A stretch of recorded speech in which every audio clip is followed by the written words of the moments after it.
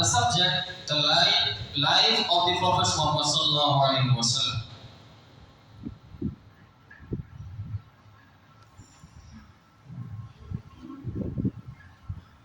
بسم الله الرحمن الرحيم نحمده ونصلي على رسوله الكريم أما بعد قال الله تبارك وتعالى في القرآن المجيد والفرقان الحميد أعوذ بالله من الشيطان الرجيم بسم الله الرحمن الرحيم وما أرسلناك إلا رحمة للعالمين صدق الله العظيم. Honorable Chief Guest, respected teachers and dear audience, today on this auspicious occasion, it's a pleasure to me that Allah has given us the honorable chance to speak some humble words about the importance of the life of the Prophet Muhammad sallallahu alaihi wasallam, about whom Allah says in Surah Al-Anbiya, وَمَا أَرْسَلْنَاكَ إِلَّا رَحْمَةً لِلْعَالَمِينَ, and we have not sent you but as a mercy for all the worlds. And Allah also says in Surah Al-Anbiya, وَمَا أَرْسَلْنَاكَ إِلَّا كَافَّةً لِلنَّاسِ بَشِيرًا وَنَذِيرًا. We didn't send you but entire mankind as a bearer of good news and as a warner.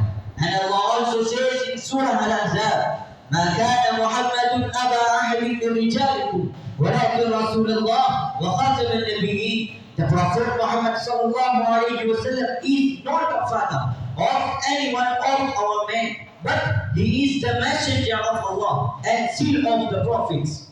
My respected friends, before saying anything about the life of the Prophet Muhammad sallallahu alaihi wasallam, firstly, I would like to make light about the history of ignorance time before the arrival of Islam.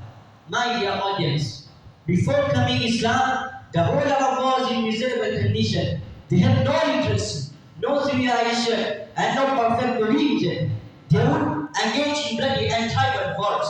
Women had no status in the society. In some tribes, if any baby girl had born, they would have been buried alive due to shame. Most of them were idolater, and they would worship numerous idols, and each tribe held its own idols. They had converted the Kaaba into the great idol's house. According to Hadith, they believed the monotheism of Ibrahim alayhi salam with the worship of idols, stars, and demons.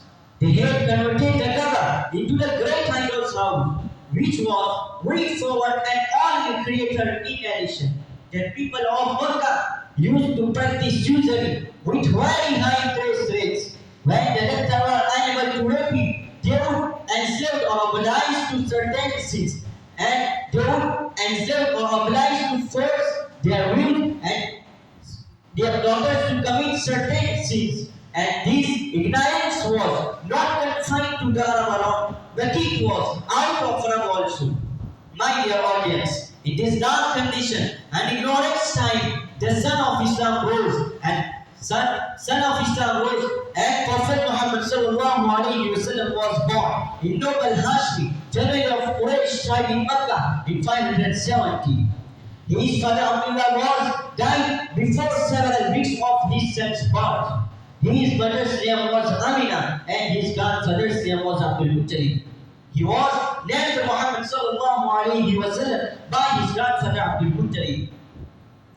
He stayed with his mother for a few days after his birth. Then, as was the Arab custom, Halima Sadiya took him and nursed him for 4 years. On the journey back to Makkah, his mother died at the place called Abba, where she was buried. When our Prophet Muhammad sallallahu alaihi wasallam was only 8 years old, his grandfather also died. He was very sick when his grandfather passed away. After that, the Prophet Muhammad sallallahu alaihi wasallam was brought up by his uncle Abu Talib. In his childhood, Muhammad sallallahu alaihi wasallam was quite different from other children. He would never do anything mischievous, and he did not take part in any silly games played by other children of his age. Allah was protecting him from enemies. My dear audience, when our Prophet Muhammad sallallahu alaihi wasallam was young, He used to lie.